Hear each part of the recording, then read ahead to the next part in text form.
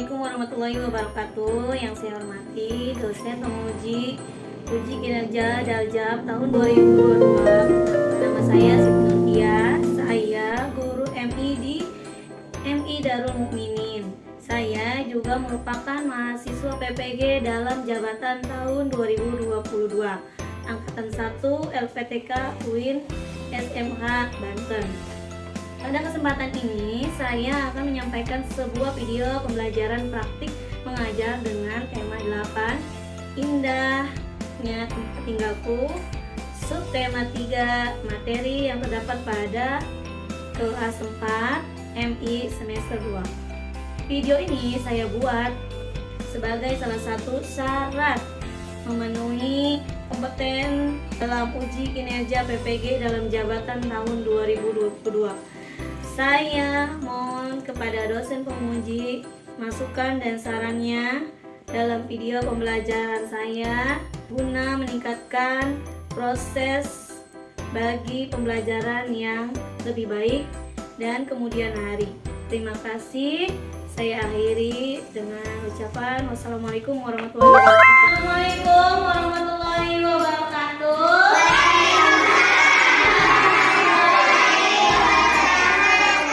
Gimana kabarnya anak-anak?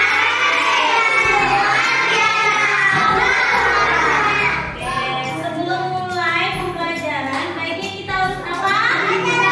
Baca doa agar dipermudah dalam belajarnya.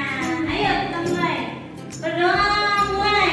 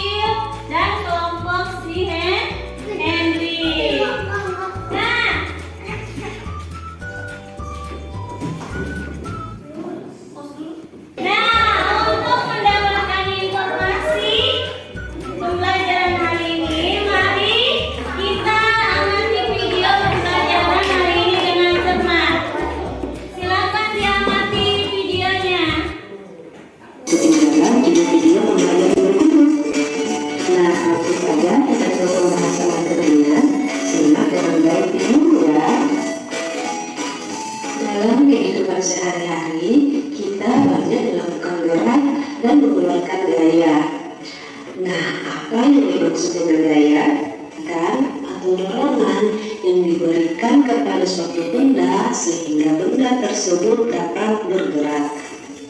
Jadi, jika kita menarik atau mendorong benda hingga bergerak, berarti kita telah memberikan daya terhadap benda tersebut. Misalkan benda bergerak ya teman-teman, misalkan mobil yang sedang jalan dapat dihentikan oleh daya dorong kaki yang menginjak rem. Gaya memiliki banyak jenis sesuai dengan sumber yang memberikan gaya. Di antaranya adalah gaya otot, gaya listrik, gaya magnet, gaya gravitasi, gaya pegas, dan gaya gesek. Nah, apa perbedaan dari masing-masing gaya ini? Ayo kita bahas satu persatu. Yang pertama adalah gaya otot pajak sawah. Contoh lain ada otot kuda digunakan untuk menarik kereta delman. Jenis gaya yang kedua yaitu gaya listrik. Gaya listrik adalah gaya yang dihasilkan oleh muatan-muatan listrik. Muatan listrik terdiri dari muatan positif atau proton dan juga muatan negatif atau elektron. Setiap benda yang netral memiliki muatan proton dan elektron dalam jumlah yang sama.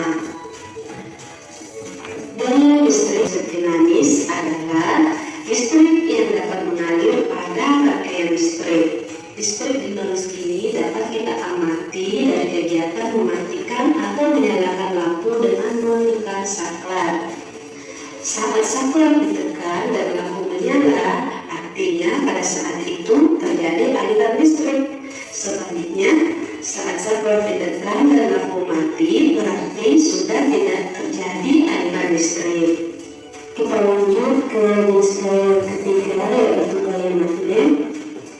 Gaya magnet adalah gaya yang dihasilkan oleh magnet.